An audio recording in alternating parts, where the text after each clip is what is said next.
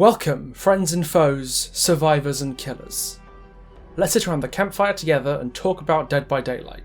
Specifically, about the newest DLC content that's just hit the PTB, the Resident Evil chapter.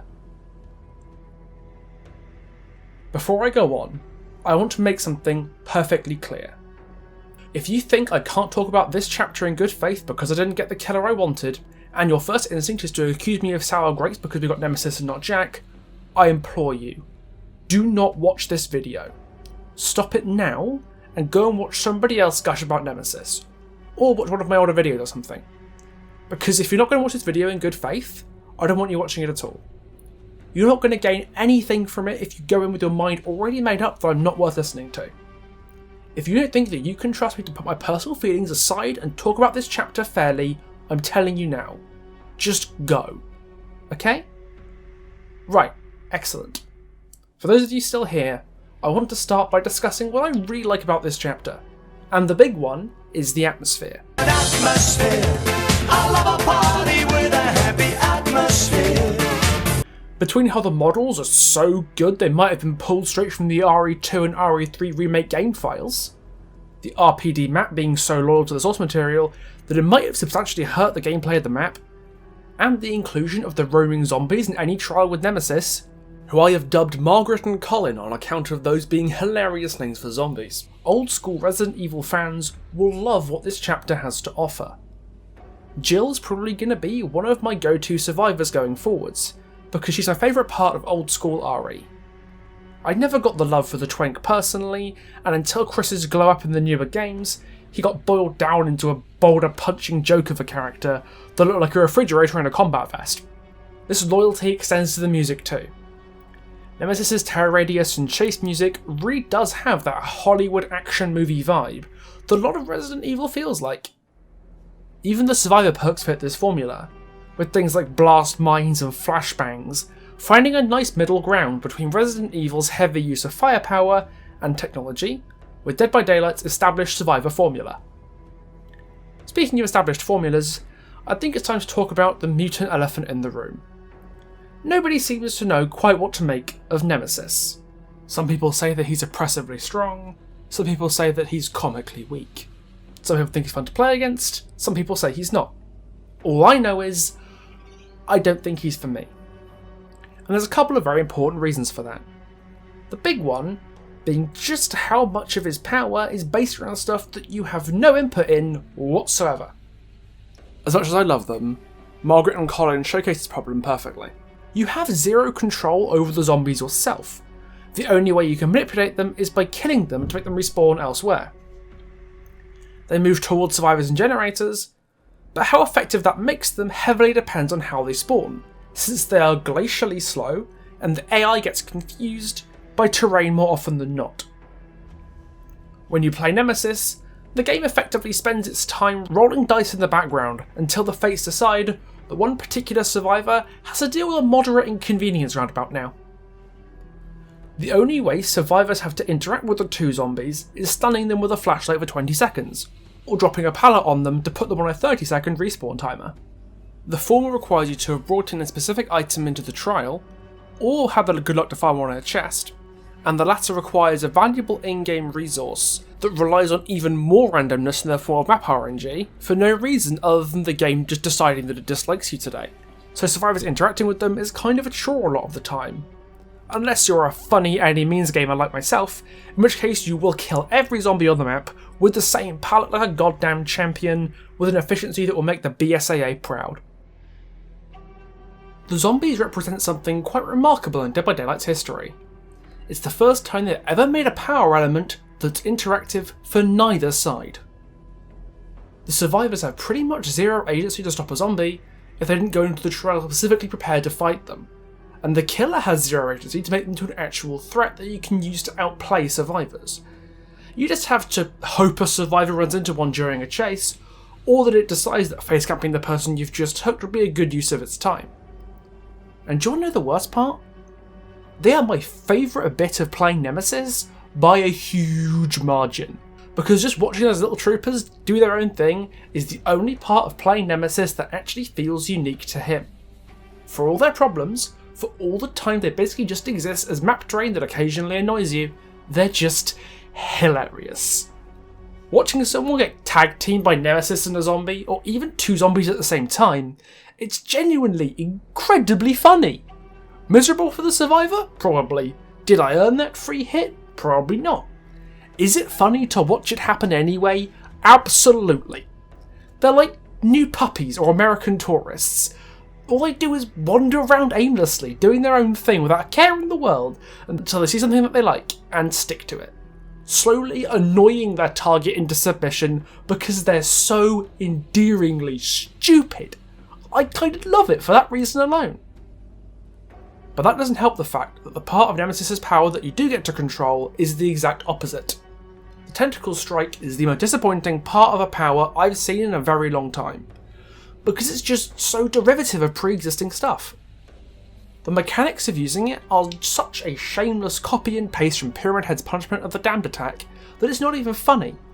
A short-ranged beam with a short wind-up and wind-down time hits survivors over pallets and vaults. We've seen this before. The main difference being that Pyramid Head has more range, can also hit through walls, and can zone harder at the cost of being unable to break pallets, but in terms of how you play them, they're pretty much identical. If you can play Pyramid Head, you can definitely play Nemesis, and if you can play Nemesis, you can play most of Pyramid Head. The only difference between their range attacks is that Pyramid Head has a higher skill ceiling, due to being able to shoot through walls or hit multiple survivors at once. If I wanted to play Pyramid Head, I would just play Pyramid Head. And there was room here for the contamination system to add extra depth, and in a way it does, for the survivors only.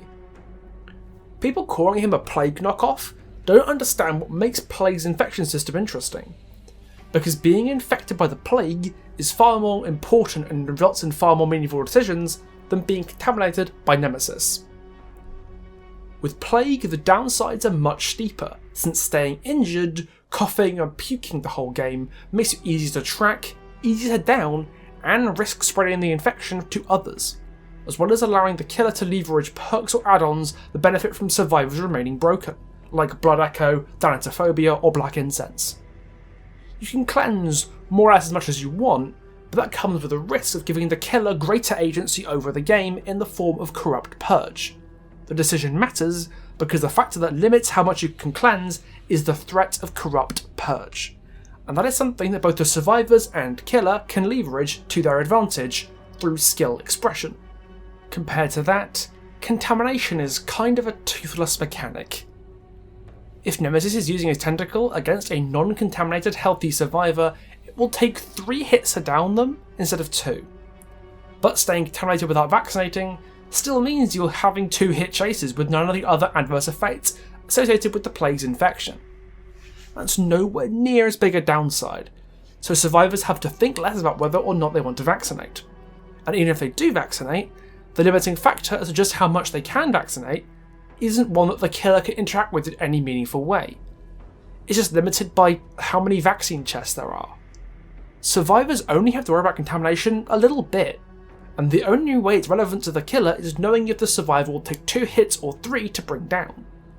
Just like the zombies, you can't interact with the vaccine or contamination in any way that's interesting. The closest you ever come to that is the tier system, where Nemesis evolves and apparently improves over time as he contaminates survivors and kills zombies. But I say apparently here, because the way in which he improves over time is so minimal that it's genuinely hard to notice.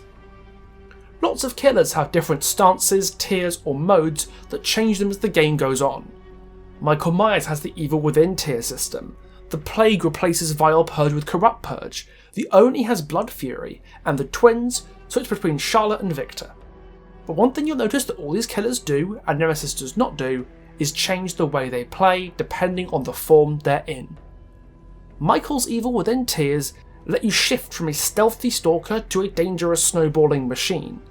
Plague's Corrupt Purge lets you chain hits together but makes you respect pallets.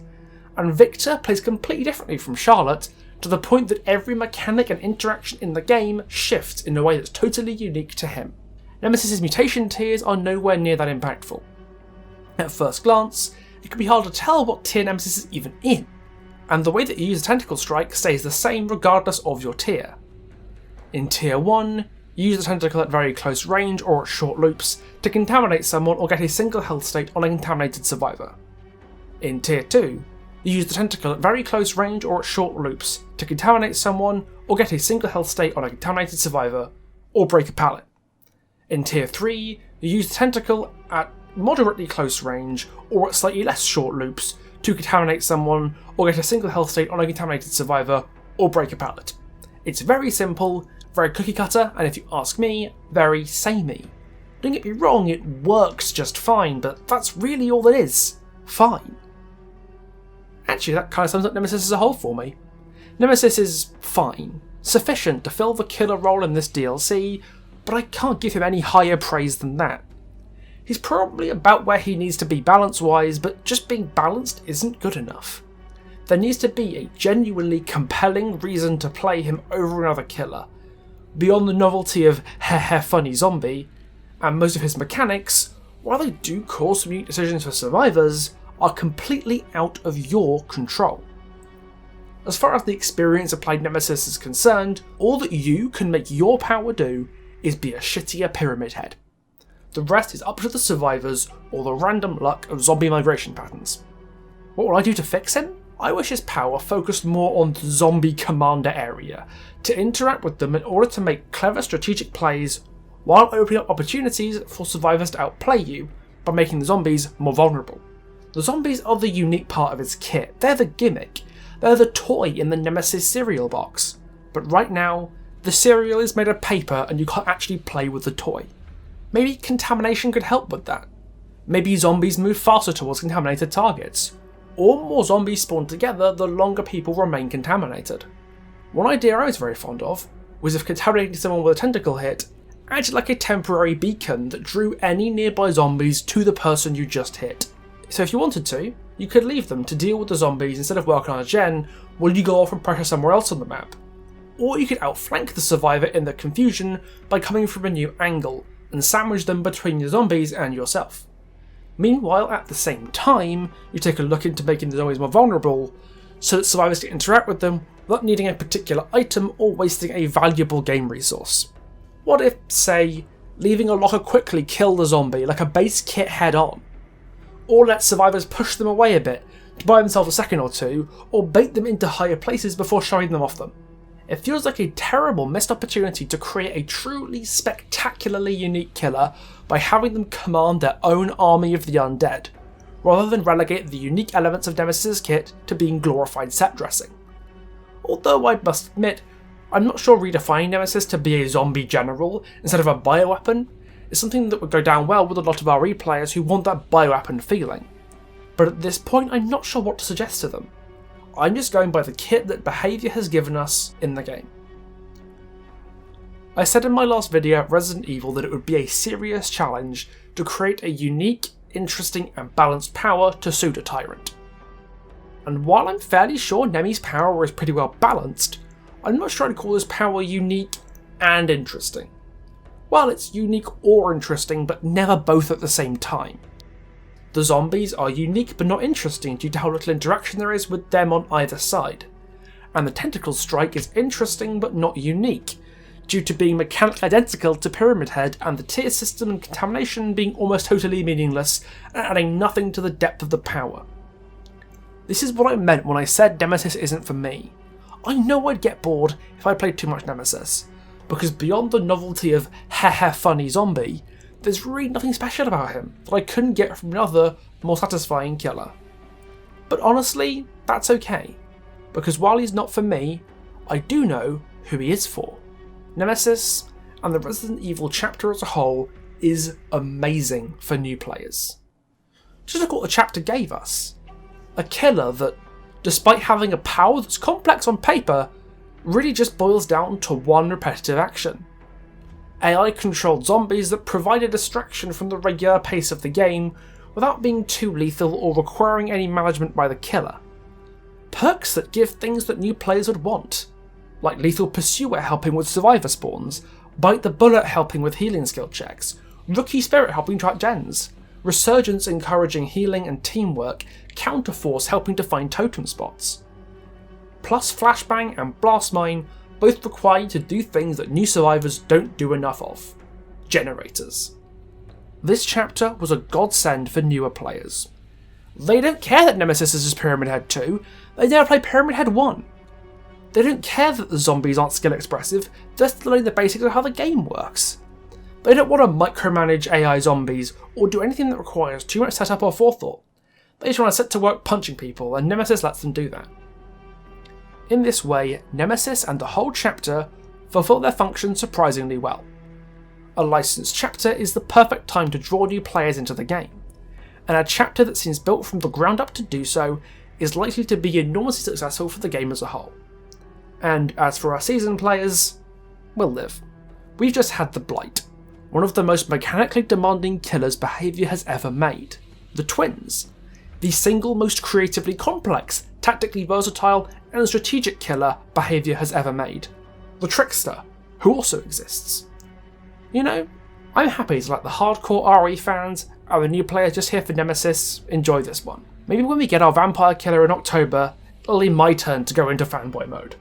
But for now, dear friends, the floor is yours. Have fun with it. Well, that kind of sums up my thoughts on the Resident Evil chapter so far. I'll be doing a more conventional story and character related video when the chapter actually goes live, but on the PTB, the lore for Nemesis, Jill and Leon isn't actually there. So if any further value lies in this chapter from a story perspective, we won't be able to see it until it goes live in June.